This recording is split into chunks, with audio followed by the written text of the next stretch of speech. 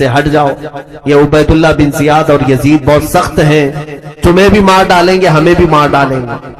ان لوگوں کو جب چھت پر چڑھے ہوئے دیکھا تو سب کی نیتیں بدل گئیں، ارادے بدل گئے، سب منتشر ہو گئے، یہاں تک کہ روایت میں امام مسلم بن عقیل اس دن شام میں جب مغرب کی نماز اور عشاء کی نماز کوفہ کی جامع مسجد میں پڑھانے کے لیے تھے تو تقریباً 12,000 لوگ آپ کے پیچھے نماز پڑھ رہے تھے، 12,000 لوگ نماز پڑھ رہے تھے۔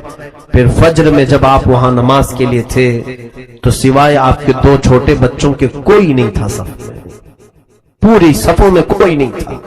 کوفہ والے اچانک تبدیل ہو گئے، اسی لیے آج تک کوفہ کا نام اتنا بدنام ہے کہ دھوکہ دینے والے کو کوفی کہا جاتا ہے، غدار آدمی کو کوفی کہا جاتا ہے۔ کوفہ والوں نے رسول اللہ کے گھر والوں کو اچانک چھوڑ دیا بیچ راستے میں۔ امام مسلم بن عقیل نے کہا ہے محرومی اس حالت میں ان لوگوں نے لائے، وہ کہاں ہے وہ نعرے، وہ کہاں ہے وہ خطوط جو لکھے جا رہے تھے۔ امام مسلم بن عقیل نے حالات کا مشاہدہ کیا اور ہانی بن عروہ کے گھر میں نظر بند ہو گئے۔ اب عبیداللہ بن زیاد نے تلاش جاری کروا دی کہ ڈھونڈ کر کے لاؤ کہ مسلم بن عقیل ہے کہاں، کسی کو نہیں مل رہے تھے۔ ایک جاسوس معقل نام کا غلام تھا، شامی غلام، اس کو کچھ پیسے دے کر کے اس نے جاسوسی کے ساتھ ڈھونڈنا شروع کیا۔ اس نے ایک معزز شخص کو پکڑا اور کہا کہ میں اہل بیت کا سچا عاشق ہوں، سنا ہے امام مسلم بن عقیل کوفہ میں ہیں، میں ان کو کچھ ہدیہ دینے کے لیے آیا ہوں، میں مدینے سے آیا ہوں۔ تو انہوں نے خیر خواہ سمجھا اور وہ لے جا کر کے ہانی بن عروہ کے گھر اسے پہنچایا۔ وہ معقل نام کا غلام ہانی بن عروہ کے گھر گیا۔ حضرت ہانی بن عروہ نے پوچھا کہ کیوں آئے ہو؟ وہ روتے دھوتے کہنے لگا سنا امام مسلم بن عقیل بڑی تکلیفوں میں آ گئے، میں اہل بیت کا بڑا عاشق ہوں، میں ان کو کچھ نذرانے دینے آیا ہوں، کچھ سونے کے سکے اشرفیاں لے کر کے آیا تھا۔ ہانی بن عروہ نے اس کو بھی محب اہل بیت سمجھ کر اندر لے گئے، خاص کمرے میں امام مسلم بن عقیل سے ملاقات کروائی۔ علم نہیں ہوگا کون بتائے، لیکن جب وہاں پہنچے سلام کیا تو اس نے جواب نہیں دیا۔ ہانی بن عروہ کو سیدھے اس نے چلانا شروع کیا جبکہ وہ صحابی تھے۔ ہانی بن عروہ کیا تجھے معلوم نہیں کہ تو امیر المومنین کے خلاف بغاوت چھیڑ رکھا ہے، تو اپنے گھر میں ایک باغی شخص کو پناہ دے رکھا ہے اور وہاں پر میٹنگیں کرتا ہے، لوگوں کو اکٹھا کرتا ہے ہمارے خلاف لڑنے کے لیے، طاقت جمع کر رہا ہے۔ وہ بکتا گیا۔ ہانی بن عروہ نے کہا نہیں، میں ایسی کوئی سازش میں شریک نہیں ہوں، ہاں البتہ بن عقیل وہ رسول اللہ کے گھر والوں میں سے ہیں، اگر وہ مہمان بن کر میرے گھر میں آئے ہیں تو میں انہیں مہمان ٹھہراؤں گا اور میں ان کی خدمت کروں گا۔ اس نے کہا ہانی تم مسلم بن عقیل کو ہمارے حوالے کر دو، ہمارے حوالے کر۔ ہانی بن عروہ نے کہا میری پوری زندگی ختم ہو جائے مگر میں اپنے ہاتھوں سے امام مسلم کو تیرے حوالے نہیں کروں، تیرے حوالے نہیں کروں۔ امام مسلم بن عقیل کو حوالے کرنے سے انہوں نے انکار کیا تو عبیداللہ بن زیاد نے کہا ہانی تمہیں معلوم نہیں میرے تلوار کی سختیاں؟ ہانی بن عروہ نے کہا اگر تیرے تلوار کی سختیاں ہیں تو میرے گھر کے افراد بھی تیری اینٹ سے اینٹ بجا دیں، میرا قبیلہ بہت بڑا ہے، ہمارے خاندان کے لوگ یہاں پر سب حاضر ہو جائیں گے۔ اس نے ہانی بن عروہ کو نظر بند کر دیا، قید کر لیا اپنے اندر۔ ان کے چہرے پر چھڑی سے اتنا مارا گیا تھا کہ زخمی ہو چکے تھے، پورے لہو لہان ہو گئے تھے، ان کی عمر تقریباً 80 سال کی تھی، اتنا زخمی کر کے انہیں نظر بند کر دیا۔ دوسرے دن کوفہ میں یہ بات مشہور ہو گئی کہ ہانی بن عروہ کو قتل کر دیا گیا۔ ان کا جو بڑا خاندان تھا وہ سب جمع ہو گئے، گورنر ہاؤس پر آ کر کے انہوں نے حملہ کیا، کہا ہانی بن عروہ ہمیں چاہیے۔ عبیداللہ بن زیاد نے پھر مکاری کی، قاضی شریح جو اس وقت کے مشہور قاضی تھے ان کو بلایا اور کہا کہ ان لوگوں کو گواہی دو۔ قاضی کی گواہی سارے لوگ مانتے تھے، قاضی کہہ دے چاند ہے تو چاند ہے، قاضی کہے عید ہے تو عید ہے۔ کہا کہ تم سب کو کہہ دو کہ ہانی بن عروہ زندہ ہے اور قتل نہیں ہوا ہے، ان لوگوں کو منتشر کر دو۔ قاضی شریح حضرت ہانی بن عروہ کو دیکھنے کے لیے آئے، ان کی حالت بہت گمبھیر تھی، وہ آ کر کے باہر قاضی شرح نے اعلان کیا، ان کے دل میں نہیں تھا، لیکن عبید اللہ بن زیاد کی سختیاں ایسی تھی کہ ان کے خاندان والوں سے کہا کہ ہانی بن عروہ محفوظ ہے، قتل نہیں ہوئے۔ قاضی کی گواہی سن کر کے سب منتشر ہو گئے، چلے گئے۔ کسی مصلحت کی بنا پر عبید اللہ بن زیاد نے ان کو گورنر ہاؤس میں رکھا ہے، یہ دھوکہ دیا ہے۔ اب ہوا یہ، امام مسلم بن عقیل کو جب خبر ہوئی کہ ہانی بن عروہ کو اس نے گرفتار کیا ہے اور حالات بہت خراب ہوتے جا رہے ہیں، دوسرے ہی دن اس نے اپنے مکر کو ایسا کیا کہ وہ قبیلہ بنی مزعج کے لوگ سب منتشر ہوئے، تو تقریباً کوفہ کے بڑے خاندانوں کے بڑے 12 لوگوں کی گردنیں کاٹ کر ان کے گھروں کے پاس پھینک دی۔ پورا کوفہ سہم گیا، ڈر گیا، بڑے بڑے لوگوں کی گردنیں پڑی ہوئی ہیں نالیوں میں، گٹروں میں، خوف کا ماحول قائم کیا، یہ ڈر کا ماحول قائم کیا، سب گھروں میں دبک گئے، گھروں کے دروازے بند تھے، مارکیٹ بند تھی، چکے بند کر، کہیں یہ ہمارے گھر میں آئے تو آفت نہ آ جائے، ابن زیاد کی سختیاں ہمارے ساتھ نہ آ جائے۔ میرے عزیزو، دنیا اتنی تیزی سے بدلتی ہے، بولا نہیں جا سکتا۔ مطلب کے لوگ ہوتے ہیں، منہ پر تعریف کرنے والوں پر کبھی یقین نہ کرنا کہ یہ تمہاری موت تک ساتھ رہنے والے۔ یہاں لوگ بہت سارے منصب کے دوست ہوتے ہیں اور مال کے دوست ہوتے ہیں، مرتبوں کے دوست ہوتے ہیں۔ جہاں ایک گھر کی دیوار پر رد ہوں، میرا نام مسلم بن عقیل ہے، وہ عورت سہم گئی، کہا آپ کے چرچے تو میں نے بہت سنے ہیں، اہل بیت کا سایہ ہم پر ہو، میرے گھر آپ مہمان بن جائیں۔ اس خاتون نے امام مسلم بن عقیل کو اپنے گھر میں ٹھہرایا، اور اس امام مسلم بن عقیل کو اس نے کھانا دیا، ان کی خوب خدمت کی۔ اس توعہ نامی عورت کا بیٹا عیاش قسم کا تھا، شراب کا دلدادہ تھا، اس نے آ کر کے دیکھا کہ اس کے گھر میں امام مسلم بن عقیل ٹھہرے ہوئے، تو جا کر کے کچھ جاسوسوں کو اس نے خبر پہنچائی، ابن زیاد تک خبر پہنچا دیا کہ میرے گھر میں امام مسلم بن عقیل ٹھہرے ہوئے۔ ابن زیاد نے ایک چھوٹا فوجی دستہ دے کر کے بھیجا کہ مسلم کو گرفتار کر کے لے آؤ۔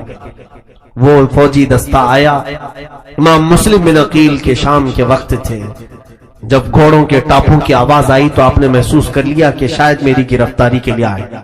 آپ تلوار اٹھائے اور باہر نکلے اور ان سے مقابلہ کرنے لگے۔ محمد بن اشعث نام کا ایک شخص تھا جس نے سب سے پہلے آپ پر تلوار ماری، آپ کے چہرے پر، جس کی وجہ سے آپ کا سامنے کا ہونٹ کٹ کر گر گیا۔ امام مسلم بن عقیل پر تلوار ماری کوفہ والوں، آپ نے پھر اپنی تلوار چلانے شروع کی، تو ظاہر سی بات ہے کہ ہاشمی شیروں کا مقابلہ کون کر سکتا ہے۔ آپ کی تلوار ہوا میں ایسے لہرا رہی تھی کہ وہ ظالم بزدل خوف کے مارے تھر تھرانے لگے اور پھر چھت پر چڑھ کر کے پتھر برسانے لگے، یہاں تک کہ گھاس کو لپیٹ کر کے اس میں آگ لگا کر امام مسلم بن عقیل پر پھینکا جانے لگا۔ امام مسلم بن عقیل نے ان کا یہ بزدلانہ طریقہ دیکھا، اپنی تلوار سے کئی لوگوں کو انہوں نے زخمی کیا تھا، تو سامنے آنے کی کوئی ہمت نہیں کر رہا تھا۔ آپ تھک ہار کر کے بیٹھے تو اس میں سے ایک ظالم نے کہا، اے مسلم، ہم امان دیتے ہیں آپ کو، ہماری امان میں آ جاؤ۔ آپ نے کہا، تم اگر اپنی بات کے سچے ہو تو میں اپنی تلوار نیام میں رکھ لیتا ہوں۔ تو انہوں نے کہا، ہم آپ کے ساتھ لڑنا نہیں چاہتے، صلح چاہتے، امان دے دیا ہم نے آپ کو۔ امان کی بات کر کے امام مسلم بن عقیل کے پاس آئے، کہا چلیں ہمارے ساتھ، آپ چلیں۔ ایک گاڑی پر، اس وقت کی جو یکا گاڑی تھی، گھوڑا گاڑی، اس پر بٹھایا۔ امام مسلم بن عقیل سے کہا، دوستی میں، محبت میں باتیں کرتے کرتے ان کے نیام سے تلوار کو چھین لی، اگر تم نے امان دے دیا ہے تو تلوار کیوں نکال لی؟ کہا نہیں، آپ سے لڑنے کا کوئی ہمارا ارادہ نہیں۔ پھر دھیرے سے آپ کے دونوں ہاتھ اور پیر کو بھی باندھ دیا، اور اس حالت میں گورنر ہاؤس تک وہ لوگ لے کر کے آئے، جبکہ امام مسلم بن عقیل کو امان دے کر کے اپنے گھر لے جانے کی بات کرنے والے لوگ امام مسلم بن عقیل کو ابن زیاد کے گھر لے آئے۔ یہاں گورنر ہاؤس پر جب پہنچے تو یہاں بہت سارے لوگ تماشا دیکھنے کے لیے پہلے سے کھڑے تھے۔ امام مسلم بن عقیل آئے گورنر ہاؤس میں، یہ آپ کی شجاعت اور جواں مردی کو دیکھیں۔ آپ جیسے داخل ہوئے، وہاں پر پانی کا ایک مٹکا رکھا ہوا تھا، آپ نے ان لوگوں سے کہا کہ پانی پلاؤ۔ تو ایک شخص نے کہا اس میں سے تمہیں ایک بوند بھی پانی نہیں دیا جائے۔ امام مسلم بن عقیل نے جب ان کا یہ رویہ دیکھا تو بہرحال ایک شخص وہاں پر بیٹھا ہوا تھا، بوڑھا شخص، اس نے لوگوں کو کوستے ہوئے کہا کہ اے لوگوں، دنیا کیا کہے گی کہ ایک گھونٹ پانی بھی نہ دو گے؟ تو بعض لوگوں نے اس بوڑھے کی آواز سن کر ایک کٹوری پانی لائے اور امام مسلم بن عقیل کو دیا۔ گورنر ہاؤس میں اوپر چڑھنے سے پہلے آپ نے اپنے ہاتھ میں کٹوری لی، پانی کو منہ لگایا، خون کے قطرے پانی میں گر گئے، کٹورے کا پانی رنگین ہوا، آپ نے پانی پھینک دیا، کہا دوسرا پانی ہو تو دے دو۔ دوسرے کٹوری میں پھر پانی لایا گیا اور پھر اس میں ہونٹ کا خون گرنے لگا، حتیٰ کہ تیسری مرتبہ لایا گیا تو آپ کے 2 دانت کٹ کر کے اس میں گر گئے۔ امام مسلم بن عقیل نے وہ پانی پھینک دیا، کہا شاید اب میری حیات میں پانی نہیں لکھا گیا۔ میں یہاں پر رک کر کے کہنا چاہتا ہوں، پانی تو اس وقت پی سکتے تھے، جان بچانے کے لیے کسی بھی طرح کا پانی مل جائے 2 گھونٹ پینے میں کوئی مذائقہ نہیں، اسلام اس بات کی اجازت دیتا ہے۔ مگر اس ہاشمی جوان نے پورے نوجوانوں کو یہ درس دیا ہے کہ خون ملا ہوا پانی وہ اپنی آخری حیات میں پینا پسند نہیں کرتے، تو جو لوگ شراب اور بیئر خوب مزے سے پیتے ہیں وہ کیا جواب دیں گے؟ قیامت کے دن نشے والی چیزیں استعمال کرنے والے امام مسلم بن عقیل کو کیا جواب دیں؟ رب ذوالجلال کے حضور تمہارا سوال ہونے والا ہے کہ تمہیں آج مزے سے، مال کی چربی سے سارے نشے کر جاتے ہو، وہاں تو ان کی ہونٹ کٹ گئے تھے تب بھی پانی نہیں پی پا رہے تھے کہ خون گرا ہوا پانی میرے لیے جائز نہیں۔ اسی حال میں گورنر ہاؤس میں پہنچائے گئے، عبید اللہ بن زیاد کو آپ نے سلام نہیں کیا تو دربار میں بیٹھے ہوئے لوگوں نے کہا اے مسلم بن عقیل، یہ امیر کوفہ ہے، گورنر ہے آپ کا، آپ سلام نہیں کیے اس کو؟ آپ نے کہا اگر یہ میرے قتل کا ارادہ کیا ہے تو اس کو کوئی سلامتی نہیں، اور اگر یہ صلح کی بات کرتا ہے تو اسے 1000 سلام ہو۔ عبید اللہ بن زیاد نے کہا کہ اے مسلم بن عقیل، تم بات کرنے میں بڑے جری ہو، اب یہاں جو ان دونوں کا مکالمہ ہوا، جو بحث ہوئی، وہ بڑی قابل شنید ہے، سننے کے قابل۔ امام مسلم بن عقیل سے اس نے کہا کہ آپ نے یہاں کوفہ کا ماحول بگاڑ دیا، امیر المومنین یزید کے خلاف ماحول گرم کیا، سارے لوگوں کے ساتھ آپ نے حسین کی وکالت میں بیعت لی، اور سارے لوگ ایک ہی بات یہاں کرتے تھے، آپ نے 2 جماعتیں بنا دی۔ امام مسلم بن عقیل نے کہا تجھے غلط خبر ملی، یہاں کے لوگوں نے ہمیں دعوت دے کر کے بلایا، یہ یزید سے راضی نہیں تھے، یزید کے فسق و فجور کے خلاف تھے، اور ہم حسین ابن علی کی وکالت میں ان سے بیعت لینے کے لیے خود نہیں آئے، بلائے گئے ہیں۔ عبید اللہ بن زیاد کے ساتھ جو مکالمہ ہو رہا تھا، امام مسلم بن عقیل سے اس نے کہا اب بھی تمہارے لیے وقت ہے کہ تم یہ تمام چیزوں سے باز آ جاؤ اور کوفہ والوں سے کہہ دو کہ یزید حق پر ہے، جو کچھ بھی میں نے بیعت لیا تھا وہ ساری بیعت یزید کے حق میں کر دو۔ حضرت امام مسلم بن عقیل نے کہا کہ میری زندگی سے کیا تو یہ امید رکھتا ہے کہ میں رسول کا غدار ہو جاؤں، خاندان رسول سے بے وفائی کروں؟ اے ابن زیاد، تو رسول اللہ کے گھر والوں سے یہ کبھی بھول کر امید نہ رکھنا، شاید تیری نسل میں خطا ہے جس کی وجہ سے تو اس طرح کی باتیں کرتا ہے۔ وہ بہت برہم ہو گیا، غصے میں آیا اور کہا آپ کے خاندان پر اس نے تانا مارنا شروع کیا، کہا کہ تمہارے گھر والے ایسے تھے ویسے تھے، معاذ اللہ۔ تو اس نے جب حضرت امام مسلم بن عقیل کے گھر والوں کو، حضرت علی کو کوسنا شروع کیا، حضرت فاطمہ، تو وہاں پر ایک بہت ہی بڑی عمر کے شخص بیٹھے ہوئے تھے جو نابینا تھے، وہ کھڑے ہوئے اور کہا کذاب ابن کذاب، عبید اللہ بن زیاد جھوٹا اور جھوٹے کا بیٹا ہے، تو نے فاطمہ اور علی کے متعلق ایسے جملے کیسے استعمال کیے؟ ان کو برداشت نہیں ہوا، ابن زیاد نے وہیں پر تلوار اٹھائی اور اس بوڑھے شخص کا قتل کر دیا۔ اس کے بعد امام مسلم بن عقیل سے کہا کوئی بات اور ہے تو بتا دو۔ آپ نے کہا کوئی مجمع میں ہے تو میں ایک وصیت کرنا چاہتا ہوں، کوئی میری وصیت سننے والا ہے؟ کوئی ایک بھی شخص آپ کی وصیت سننے کو تیار نہیں۔ وہاں ایک شخص بیٹھا ہوا تھا ابن سعد، وہ سعد ابن ابی وقاص کا بیٹا تھا، عمرو بن سعد۔ اس کو بلایا، تو قریش خاندان سے ہے، آجا میں ایک وصیت کرتا ہوں۔ وہ نہیں آئے, کہا نہیں مجھے کوئی وصیت سننا نہیں. عبیداللہ بن زیاد نے کہا سن لے جا کر. وہ آیا, امام مسلم بن عقیل نے کہا میری وصیت صرف اتنی ہے کہ کوفہ میں فلاں کے 700 دینار قرض تھے وہ ادا کر دینا, اور دوسری وصیت یہ ہے کہ امام حسین ابن علی کو خط لکھا تھا میں, یہاں کے حالات اچھے ہیں, تو برائے مہربانی کسی اور کو قاصد بنا کر بھیج دینا اور کہنا کہ یہاں نہ آئیں, اپنا سفر ملتوی کر دے, مکہ میں ہی رہیں. تیسری وصیت یہ ہے کہ اگر میں قتل کیا جاؤں تو میری لاش کو کسی اچھی جگہ دفن کر دے. آپ نے وصیت کی, پورے مجمع میں وہ آ کر کے سناتا ہے, ٹھٹا مار کر کے لوگ ہنستے ہیں. امام مسلم بن عقیل کی وصیتوں کا مذاق اڑایا جانے لگا. عبیداللہ بن زیاد نے کہا کہ اے مسلم بن عقیل اب تم کیا موت سے ڈر رہے ہو؟ امام مسلم بن عقیل نے کہا اگر موت سے خوف کھانا تجھے نظر آتا ہے تو میرے ہاتھ میں بھی تلوار دے اور تو اپنے ہاتھ میں بھی تلوار دے, اور پھر آ جا اور دیکھتے ہیں کہ موت سے کون خوف کھاتا ہے. کٹا ہے ہونٹ پھر بھی اس کو دعوت مقابلہ دے. یہ ہاشمی جوانوں کی شجاعت ہے. امام مسلم بن عقیل کی یہ آواز سن کر اس نے جلادوں کو بلایا اور کہا کہ مسلم بن عقیل پر اتنے کوڑے مارو, اتنے کوڑے مارو, اور ان کو اوپر کی سیڑھیوں سے نیچے دھکیل. آپ پر کوڑے مارنا شروع کیا جلادوں. جن لوگوں نے ہاتھ میں ہاتھ دے کر بیعت کیا تھا آج اس نرم و نازک بدن پر وہ کوڑے برسانے لگے. ہر کوڑے پر آپ اللہ اکبر اللہ اکبر کہتے تھے, اور اس کے بعد اونچی سیڑھیوں سے آپ کو دھکیلا گیا یہاں تک کہ جسم کی ہر ہڈی کو توڑا گیا. جب زمین پر آپ گر گئے تو آپ کے جسم مبارک سے آپ کے سر کو الگ کر دیا, اور آپ کے سر کو الگ کر کے کوفہ کے گورنر ہاؤس کے سامنے ایک کھمبے میں آپ کا سر ڈال کر کے لٹکایا گیا. پورے کوفہ والوں کو دعوت دے کر کے گورنر ہاؤس بلایا گیا.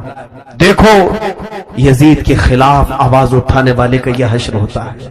انا للہ و انا الیہ راجعون. امام مسلم بن عقیل کی اس دردناک شہادت نے پورے کوفہ والوں کو ڈرا دیا تھا. میرے عزیزوں, یہاں رک کر کے میں ایک بات کہنا چاہوں گا. اسی کو تو موب لنچنگ کہتے ہیں, یہی تو موب لنچنگ ہے.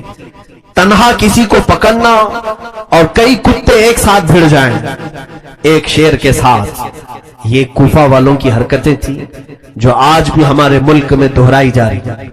یہ کس لیے کی جاتی ہیں؟ صرف خوف پیدا کرنے کے لیے. دیکھیں اگر ان کو مارنا ہوتا یہ مار کر کے کہیں پھینک دیتے, ویڈیو کیوں بناتے ہیں, ویڈیو کو وائرل کیوں کرتے ہیں؟ ان کا مقصد صرف یہ ہوتا ہے کہ ہر مسلمان تک یہ ویڈیو جائے. مجھے بڑی شرم آتی ہے, ہمارے بچے جلدی سے جلدی فارورڈ کرتے رہتے ہیں. کیوں تم ان کا ساتھ دے رہے ہو؟ اس طرح کی کسی بھی ویڈیو کو ہرگز فارورڈ نہ کریں اور پھر میسج میں لکھ کر کے بھیج. یہ ہمارے مسلمان بچے نہیں لکھتے ہیں, یہ سب ان کی سازش ہے.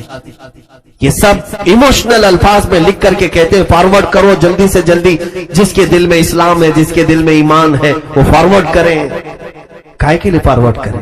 جس کے پاس جائے کمزور دل والا اور ڈر جائے, اور ڈر جائے. یہ سب تحریر بھی ان کی لکھی ہوئی ہوتی ہے, مارتے بھی یہی ہے, ویڈیو بھی یہی بناتے. یہی کوفہ میں کچھ ہوا تھا, مارا بھی ابن زیاد نے, اور اس کے بعد میسج بھی اسی نے پھیلایا کوفہ میں ڈر کا کہ جو یزید کے خلاف کھڑا ہوگا اس کا یہی انجام ہوگا. اور پھر اس زمانے میں ویڈیو تو نہیں تھا, لیکن اس نے سر کو باہر لٹکا کر کے لوگوں کو دکھایا, سر کو لٹکا کر کے رکھا, کتنے دنوں تک آپ کی لاش مبارکہ کے ساتھ بے حرمتی کیا. تو یہ ڈر کا ماحول اس لیے قائم کیا جاتا ہے. لیکن یاد رکھنا جو حسینی ہوتا ہے وہ ڈر کو اپنے دل میں کبھی جگہ نہیں دیتا, خوف نہیں آنا چاہیے. ایک بات یاد رکھو میرے عزیزوں, موت اور حیات اللہ کے دست قدرت میں ہے. پورا ہندوستان مل کر کے اگر تمہاری روح قبض کرنا چاہے نہیں کر سکتا جب تک میرا مولا نہیں چاہے. رب تبارک و تعالیٰ کی مرضی جب تک نہ ہوگی ان ظالموں میں سے کسی کی ہمت نہیں ہوگی. لیکن خوف کو نکالو اپنے بچوں کے دلوں سے, جوانوں کے دلوں سے. یہ سب موب لنچنگ اسی لیے کی جا رہی ہے کہ تم ڈر کر کے جینا شروع کرو. آج لوگ آوازیں پست کر رہے ہیں, اب زیادہ مت بولو, اذانیں کم کر دو, टोपियां छुपा करके चलो, दाढ़ियां मुंडा लो, इसलिए कि जहां हमको देखेंगे मारेंगे। क्या तुम इस तरह से अपना दीन बेच दोगे? इनके खौफ से तुम अपने शिआरे इस्लाम को बदल डालोगे? मेरे अजीजों, अब तो होना ये चाहिए कि हर जगह जाओ तो टोपी पहन के जाओ। अब तो होना ये चाहिए कि जहां दाढ़ी का एक मुखालिफ हो हम लाख दाढ़ियां छोड़कर दिखाएं। किसी को अगर गढ़ती है तो हम गढ़ाएं, किसी को अगर तकलीफ है मेरे आका की सुन्नत से तो वो इसी तकलीफ में जल के मरे। हम तो अपनी अजाने बरसों से देते आ रहे, उसी अंदाज में देते रहे। हमने अजाने किसी को ठेस पहुंचाने के लिए नहीं दी, दावत कामयाबी देने के लिए थी। अजीजाने गिरामी, खौफ को अपने दिलों से निकालो और किसी के कत्ल और मॉब लिंचिंग के डर से इस्लाम से दूर मत होना, इस्लाम से खौफ मत खाना, और अल्लाह ना करे, सदबार ना करे, अगर किसी जगह जालिम कुत्तों के चंगुल में तुम फंस भी गए, जहां ये कहे किसी माबूद बातिल का तुम विर्द करो अपने जुबान से, तुम बिलाल हबशी को याद कर लेना। उस वक्त बिलाल हबशी को याद कर लेना, तुम्हारी तकलीफ कम हो जाएगी। खब्बाब बिन अल-अरत को याद कर लेना, जिनके नाखूनों को मक्का वालों ने पकड़ से खींचा था, जिनकी आंखों में लोहे की सलाखें डाल दी थी, फिर भी उनकी जुबान पाक पर था अल्लाह अहद, अल्लाह अहद, अल्लाह एक है, अल्लाह एक है।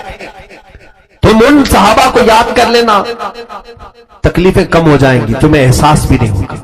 हत्ता कि मैंने एक चीज और भी बयान की है, 3 भाई मुल्के शाम के एक बादशाह के यहां कैद हो गए थे। बादशाह ईसाई था, उनका मजहब बदलना चाहता था, वो नहीं बदले, तो बादशाह ने खौलते हुए गर्म तेल में उनको डाल दिया। पहले बड़े भाई को डाला, फिर दूसरे भाई को डाला, वो पूरा जिस्म जल गया खौलते हुए गर्म तेल में। तीसरे जो छोटे भाई थे, वजीर ने पनाह में ले लिया, सोचा कि मैं इसको बदल दूंगा। कहां से बदल पाता, अपनी बेटी को पीछे लगा दिया था कि बहका देना, लेकिन 40 दिन गुजर गए। वो जवान जो रात को सजदे में जाता, नमाज में रहता, कभी उस औरत की तरफ देखता ही नहीं था। 30-40 दिन के बाद वो खातून उसकी मोहब्बत में मुब्तला हो गई। वो वजीर की लड़की ही उस नौजवान को वहां से लेकर निकल पड़ी। तारीख में है, आला हज़रत अल्लाह तआला अन्हु ने भी लिखा है कि ये नौजवान अपनी उस नई जो औरत थी जिसने वजीर के घर से इसको आजादी दिलाई थी, निकली, रास्ते में अचानक घोड़ों की आवाज आई, तो ये लोग डर करके सहम के रुक गए कि कहीं बादशाह को खबर ना हुई हो हमारी गिरफ्तारी की। तो देखा कि ये दोनों जो शहीद शहजादे थे, भाई थे, वो दोनों घोड़ों पर आए और एक बड़ी फौज है। दोनों नौजवान इस अपने छोटे भाई को बुलाने लगे, आजा, खौफ मत कर। इस भाई ने पूछा, आप लोगों का कैसे आना हुआ? आपका तो इंतकाल हो चुका है, आप शहीद हो चुके। तो उन दोनों ने कहा कि ए भाई, तुझे क्या कुरान में नहीं सुना कि अल्लाह की राह में जो मारे जाते वो मुर्दा नहीं होते, वो शहीद जिंदा है। वो घोड़ों पर आए और कहा कि ये हमारे साथ जो फौज आई है इसमें बदरी सहाबा भी हैं, ओहद के सहाबा भी, और हमें रसूलुल्लाह ने भेजा है कि तू रात के वक्त एक तन्हा अजनबी लड़की के साथ जा रहा है, हम तेरे निकाह के बाराती बन करके आए। निकाह किया। अब जो बात मैं कहने जा रहा हूं वो ये है कि इस नौजवान शहजादे ने पूछा कि भैया आपको तेल में डाला गया, खौलते हुए तेल में आपकी चमड़ी जलने का हमने वहां मंजर देखा, दोनों को क्या तकलीफ नहीं हुई, दर्द नहीं हुआ? जिसको आज इस तरह गिरफ्तार करके मारा जाता है वो इस वाक़े को याद रखे। उन दोनों नौजवानों ने कहा, ए हमारे नन्हे भाई, दर्द किस बात का? जिस वक्त इस जालिम बादशाह ने खौलते हुए तेल में डाला, डर तो ये लग रहा था कि बहुत गर्म तेल है, इधर हमारा जिस्म था, सामने मेरे आका की जात मौजूद थी, हमारे आंखों में जमाले मुस्तफा था, और जैसी हमारी आंखें बंद हुई हमें एक दरवाजा दिखा, हमने पूछा ये क्या है? फरिश्तों ने कहा ये जन्नतुल फिरदौस है। इधर हम तेल में गिरे कि उधर जन्नतुल फिरदौस में थे। दर्द का एहसास नहीं होगा, दर्द का एहसास नहीं होगा अगर ईमान पर इंतकाल हुआ है। मेरे अजीजों, खौफ को अपने दिलों से निकालो, डर को निकालो। बात इमाम मुस्लिम भी नकील की है और कूफा की है। आज फिर जमाना ये कूफा का माहौल पैदा कर चुका है, कूफा का डर कायम किया जा रहा है, यजीद का डर। क्या आप नहीं देख रहे, फिर से यजीद तख्त पर बैठा हुआ है। اس دور کا یزید کلمہ پڑھتا تھا تو یہ تو کلمہ بھی نہیں پڑھتا، لیکن ہے یزید کی چالیں سب۔ امام مسلم بن عقیل کی شہادت کے بعد ہانی بن عروہ کو اس نے رسیوں میں باندھ کر کے اس 80 سال کے معمر بزرگ کو کوفہ کی گلیوں میں گھمایا، اور اس کے بعد پورے کوفہ میں وہ پکارتے رہتے تھے میرے خاندان والے کہاں ہیں جو میری حفاظت کے لیے آئے تھے۔ کوئی ایک شخص بھی نہیں آتا تھا، ان کے خود کے خاندان والے نہیں آتے تھے۔ ہانی پکارتے رہتے تھے کوئی ہے جو میری مدد کرے گا، کوئی ہے، پورے کوفہ میں وہ پکارتے رہے۔ امام مسلم بن عقیل کے بعد رسیوں میں جکڑ کر کے پورے کوفہ میں آپ کو گھمایا گیا۔ اللہ اکبر۔ روایتیں یہ بتاتی ہیں کہ کوفہ کے گورنر ہاؤس کے قریب لا کر کئی سل اور پتھر ان کے جسم پر ڈال دیے گئے، جس سے وہ جام شہادت نوش کر گئے۔ ان کا مزار مبارک بھی آج کوفہ کی جامع مسجد میں موجود ہے۔ ہم نے مسلم بن عقیل کے مزار کی زیارت کی ہے، انہی کے بغل میں ہانی بن عروہ بھی آرام کر رہے ہیں۔ کوفہ کے یہ پہلے شہید ہیں، یہ کربلا کے واقعات میں پہلے شہید۔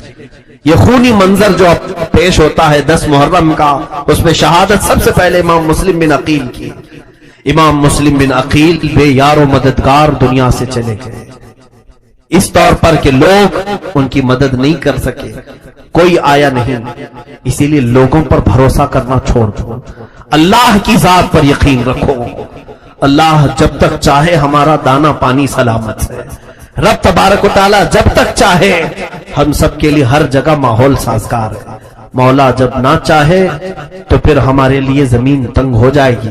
مولا تعالیٰ امتحان و آزمائش سے گزارتا ہے، ہم سب کو مولا بڑے امتحانوں سے بچائے۔ میرے عزیزوں، آپ کی شہادت کے بعد جو معاملہ امام مسلم بن عقیل کے اولاد کے ساتھ ہوا وہ بڑا دردناک تھا۔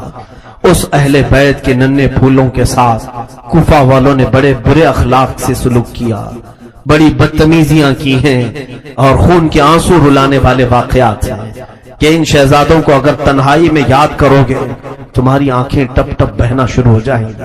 2 ننھے سے شہزادے جو امام مسلم بن عقیل اپنے ساتھ لے آئے تھے، قاضی شریح کے پاس چھوڑ دیا تھا۔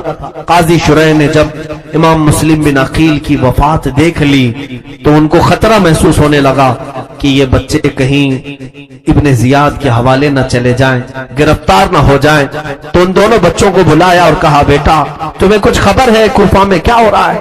وہ ننھے شہزادے پھولوں کی سیج پر کھیلنے والے، اپنے باپ اور ماں کی گودوں میں نرم کھانے والے، ان کو خبر تک نہیں تھی کہ ان کے والد کی وفات ہو چکی ہے۔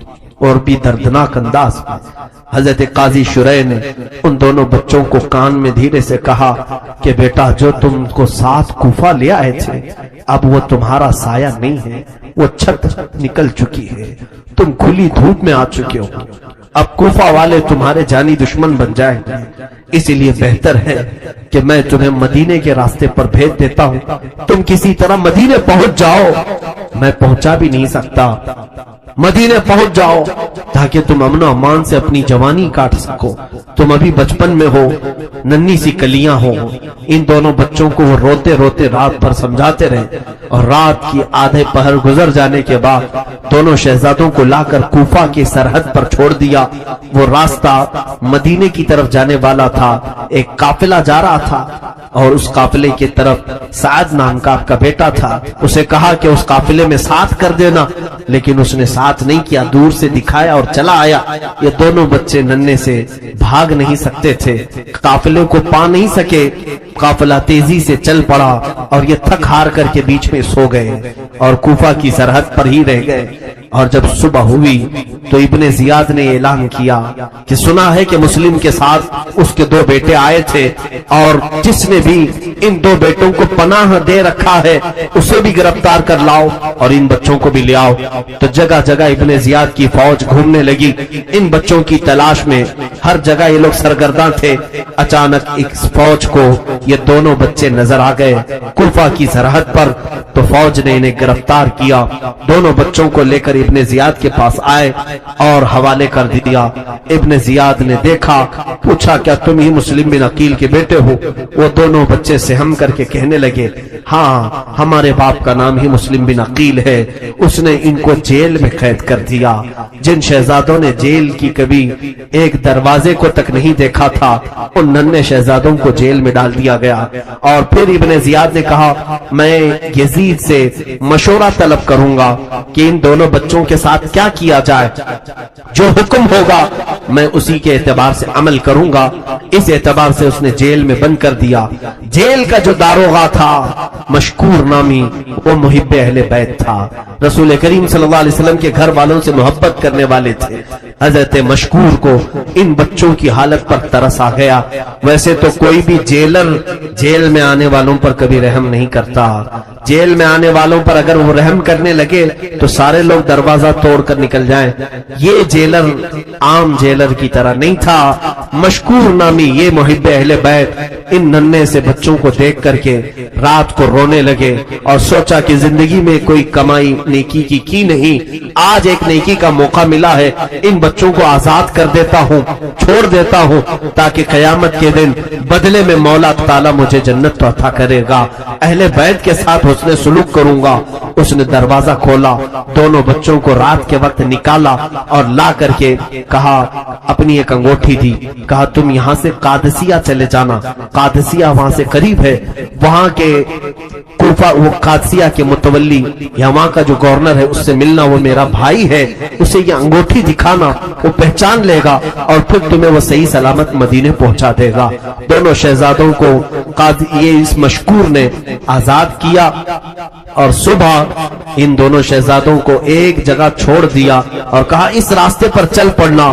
ننھے شہزادے کہاں سفر تنہا کریں، آپ بھی اندازہ کریں، اگر ہمارے گھر کا کوئی 8 سال کا بچہ یا 7 سال کا بچہ اسے شہر کے باہر چھوڑ آؤ گے، کہاں جائے گا، وہ کون سا راستہ چلے گا؟ نہ وہ اس زمانے کا انٹرنیٹ، نہ اس زمانے کے کوئی جدید ترقیات اس آب و گیاہ میدان میں چھوڑ آئے۔ ان شہزادوں نے چلنا شروع کیا۔ خداوند ذوالجلال کی قدرت کے فیصلے کیا تھے یہ اللہ بہتر جانتا ہے۔ وہ شہزادے چلتے رہے، راستہ بھٹک گئے، راستہ ایسا بھٹکے کہ نہ وہ قادسیہ پہنچے نہ مدینے کے راستے پر آئے، سیدھے پھر کوفہ کے دروازے پر ہی آ گئے، گھومتے ہوئے کوفہ کے دروازے پر آئے۔ ادھر صبح ہوئی، ابن زیاد کو خبر ہوئی کہ مشکور نے جیل سے دونوں شہزادوں کو آزاد کر دیا۔ طلب کیا، پوچھا کہ تو نے کیا یہ دونوں شہزادوں کو آزاد کیا ہے؟ اس نے کہا ہاں۔ کہا ایسا کیوں کیا؟ کہا اس لیے کہ وہ خاندان رسول کے بچے تھے، انہوں نے تیرا کچھ بگاڑا نہیں ہے۔ میں نے یہ سوچا رسول کے شہزادے اگر جیل میں آ جائیں تو پھر امت کے آزاد رہنے کا مطلب کیا ہوتا ہے؟ پوری امت آزاد ہو، رسول کا گھر جیل میں ہو، یہ مجھے گوارا نہیں ہوا، میں نے آزاد کر دیا۔ کہا کیا تجھے میرا خوف نہیں تھا؟ مشکور نے کہا جس کے دل میں اللہ اس کے رسول کا خوف ہو وہ تجھ جیسے ظالموں کا خوف نہیں رکھتا۔ اس نے سامنے ہی اس طرح کہا تو ابن زیاد برہم ہو گیا اور کہا اب سن لے تو، تیرے ساتھ میں وہ سلوک کروں گا تیرے ساتھ کہ دنیا میں ایسی موت کسی کی نہیں ہوئی ہوگی۔ مشکور نے کہا البتہ تو جو چاہتا ہے وہ کر لیتا ہے ظلم و زیادتی کے ساتھ، لیکن میرا یقین یہ کہتا ہے تو گستاخ اہل بیت ہے، رسول اللہ کے گھر والوں کا خون تیرے ہاتھوں میں لگا ہے، تیری موت ایسی ہوگی کہ قیامت تک تیری موت کو بیان کیا جاتا رہے گا۔ مشکور نے جب یہ سخت جملے کہے تو ابن زیاد نے جلادوں کو بلا کر مشکور کو گرفتار کروایا، حتیٰ کہ ان کے ہاتھ ہڈیوں سے الگ کیے گئے، دونوں ہاتھوں کو ہڈیوں سے توڑ کر کے الگ کیے گئے اور ان کے گھٹنے پھوڑے جانے لگے۔ مشکور ہر سزا پر الہ العالمین الہ العالمین میں صرف اتنا کہتے جاتے اے اللہ تو گواہ رہنا، یہ سزا مجھے محبت اہل بیت میں دی جا رہی ہے، رسول کے گھر والوں سے وفا کرنے کی مجھے سزا دی جا رہی ہے۔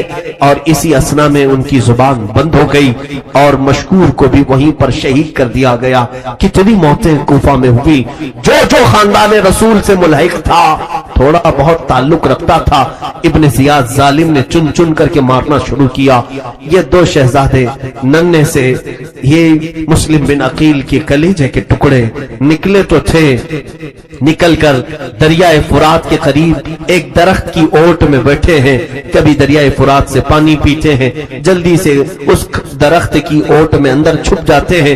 انہیں ڈر تھا کہ کوفہ والے ہمارے تلاش و جستجو میں ہوں گے، نہ جانے کون پکڑے گا، کون گرفتار کرے گا، کیسا خوف کا ماحول تھا۔ ہاشمی گھرانے میں یہ دونوں بچے وہیں پر دبکے ہوئے درخت کے نیچے بیٹھے تھے۔ ایک خاتون وہاں پر آئی پانی بھرنے کے لیے، اس کی نظر گلاب جیسے حسین چہروں پر پڑی تو وہ قریب آ کر کے پوچھتی ہے، اے بچوں تم کون ہو؟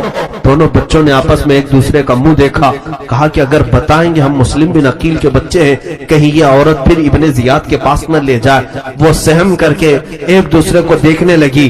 وہ عورت کہتی ہے، مجھے ایسا لگتا ہے تم کسی بڑے خاندان کے ہو، کہیں ایسا تو نہیں کہ تم مسلم بن عقیل کے بچے ہو؟ وہ ڈر گئے اور ان کو سچ بولنا بچپن سے سکھایا گیا تھا۔ انہوں نے کہا، ہاں اے خاتون، ہم مسلم بن عقیل کی اولاد ہیں۔ وہ خاتون کہتی ہے، ڈرو مت، گھبراؤ مت، میں تمہیں بہت اچھے گھر لے جاتی ہوں۔ میری مالکن، میری مالکہ محب اہل بیت ہے، وہ فاطمہ الزہرا کی کنیز ہے، وہ خدمت کر چکی ہے رسول اللہ کے گھر میں، وہ تمہیں دیکھے گی خوش ہو جائے گی۔ دونوں بچوں کو وہ خادمہ ساتھ لے آئی اور جیسے ہی گھر آئی اس کی مالکن سے اس نے کہا، آج ہماری عید ہے، آج ہمارے گھر میں خوشیاں ہیں۔ کہا کیوں؟ کہا مسلم بن عقیل کے دو شہزادے کوفہ جن کا خونی دشمن بن چکا ہے، ہمارے گھر وہ مہمان بننے والے ہیں۔ وہ عورت فرط محبت میں باہر آئی، دونوں شہزادوں کو بے اختیار چومنا شروع کرتی ہے، کیونکہ برسوں بعد اس نے فاطمہ الزہرا کی شبیہ ان بچوں میں پائی تھی۔ سیدہ کائنات کے اخلاق ان میں دیکھنے کو سے ملتے، ساروں قطار روتی رہی۔ ان بچوں کو لے جا کر نہلایا، ان کے بال صاف کیے، اتنی دھول سے ان کے چہرے اٹے ہوئے تھے، یہ ہاشمی گلابوں کو دھول نے جکڑ لیا تھا۔ اس خاتون نے ان کو پاک و صاف کیا اور نرم بستر پر کھانا کھلا کر سلایا۔ یہ وہ محب اہل بیت خاندان، یہ گھر ایسا تھا جو رسول اللہ کے گھر والوں سے محبت کرنے والا تھا۔ رات بھر وہ خاتون بارگاہ الہی میں شکر بجا لانے لگی، اے مولا تیرا کروڑ ہا کروڑ شکر و احسان ہے کہ مجھ جیسی عورت کے گھر تو نے ہاشمی بچوں کو مہمان بنایا ہے۔ اے اللہ تو نے مجھ سے یہ خدمت لی ہے، میری خدمت میں کوئی کمی اور کوتاہی نہ ہونے پائے۔ وہ تسبیح پڑھتی رہی اور رات کو دعائیں کرتی رہی۔ سورہ اتفاق ایسا ہے کہ اس کا شوہر حارث نامی بڑا ہی شرابی بدکار انسان تھا اور اسے خبر تھی۔ رات آیا تھک ہار کر کے، پوچھا عورت نے، آج اتنا کیوں تھک گئے ہو؟ کہا بات در حقیقت یہ ہے، عبید اللہ ابن زیاد امیر کوفہ نے اعلان کیا ہے کہ قاضی مشکور داروغہ جیل نے مسلم بن عقیل کے دونوں بچوں کو جیل سے آزاد کر دیا ہے، مشکور کا قتل ہو گیا، ابن زیاد نے مار دیا ہے، اور ان دونوں بچوں کو تلاش کرنے کا حکم جاری ہوا۔ جو ان دونوں بچوں کو لائے گا اسے منہ مانگا انعام دیا جائے گا، اور ابن زیاد نے کہا ہے کہ 100 اونٹ انعام میں دیا جائے گا۔ بیگم نے پوچھا تو کیا ہوا؟ کہا بس انہی بچوں کی تلاش میں میں پورا کوفہ چھان مارا، اسی اسنا میں میرا گھوڑا بھی گم ہو گیا، مجھے پیدل چلنا پڑا، تھک ہار کر کے یہاں پہنچا ہوں۔